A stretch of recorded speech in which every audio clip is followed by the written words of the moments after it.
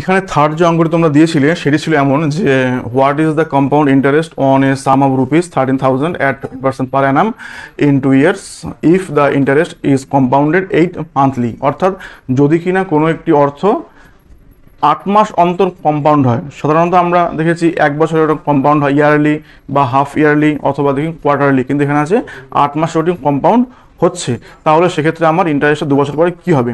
এবারে আমরা 8 মাসের কনসেপ্টটাকে আমরা ইয়ারলি কনসেপ্টে নিয়ে আসবো এবং তার জন্য যা করা ওটাকে করে নিয়ে আমরা ডাইরেক্ট সূত্রে আসবো। ওকে, দেখো তাহলে এখানে যেহেতু দেওয়া আছে পি ক্যালটা হচ্ছে 13,000, এতে কোনো অসুবিধা নেই। আসল টাকাটা দেওয়া আছে 13,000, আমার রেট অফ ইন্টারেস্ট দেওয়া আছে 15%। এবার এটা দেওয়া আছে হচ্ছে 1 বছরের হিসেবে, অর্থাৎ ইয়ারলি তার ইন্টারেস্টটা হচ্ছে 15% করে।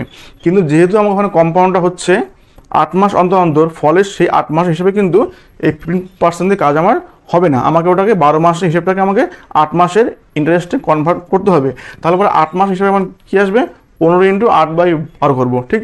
আর 12 মাসের সুদ 15%, 1 মাসের সুদ 15/12%, 8 মাসের সুদ ওপরে 8 এই কনসেপ্টটা আর কি ইউজ করলে হবে হচ্ছে 15 × 8/12, কাটাকাটি করলে আসবে 10%। অর্থাৎ যদি ওটা আমার 8 মাসে কম্পাউন্ড হয় তাহলে ইন্টারেস্ট আসবে হচ্ছে আমার 10%। তাহলে আমরা অঙ্কটা এগোবো হচ্ছে 10% দিয়ে।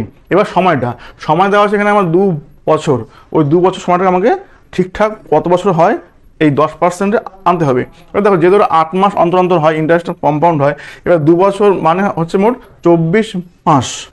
1 বছর করলে পরে ওটা হতো দুবার আমাকে দেওয়া হতো, 1 বছর ইন্টারেস্ট যদি দেওয়া হতো, যেহেতু আমাকে 8 মাসে দেওয়া হচ্ছে ওখানে ইন্টারেস্টটা, ফলে আমার 24 মাসে আমাকে ইন্টারেস্ট দেওয়া হবে 3 টাইমস, মানে 3 × 8 = 24। সে কারণে আমার 24 মাসে আমার দেওয়া হবে ওটা ইন্টারেস্টটা 3 বার কম্পাউন্ড হবে, ফলে আমার ইয়ার আসবে ওখানে 8 মাস হিসাবে আসবে হচ্ছে 3 টাইমস।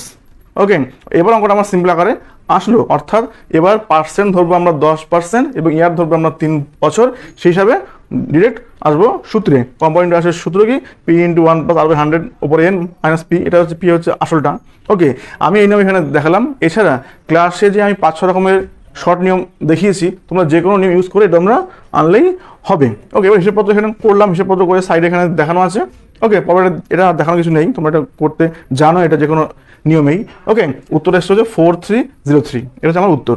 ক্লিয়ার? এতে কোনো অসুবিধা নেই আশা করি। ওকে, থ্যাংক ইউ সো মাচ।